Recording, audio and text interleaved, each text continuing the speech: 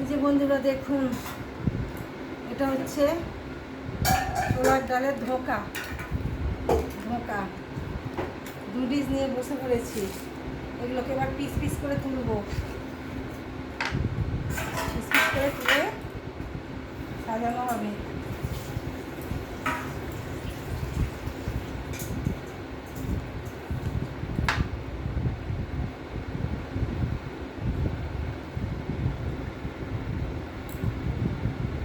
কার কার ভালো লাগে এরকম ভগবানের জন্য রন্ধন করতে?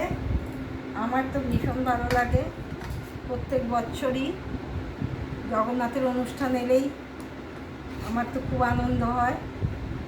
ভগবানের জন্য কী করবো না করবো তো ভেবেই পাই না। দেখুন ধোঁকাগুলো আমার খুব সুন্দর হয়েছে, পুরো পিস পিস করে উঠে যাচ্ছে একটা একটা করে। কালকে তো অনেক কাজ, যার জন্য কালকে অত কাজ করতে পারবো না। আজকে থেকে এগুলো আমি সব রেডি করে রাখছি। সাইজটা দেখুন, খালি সাইজ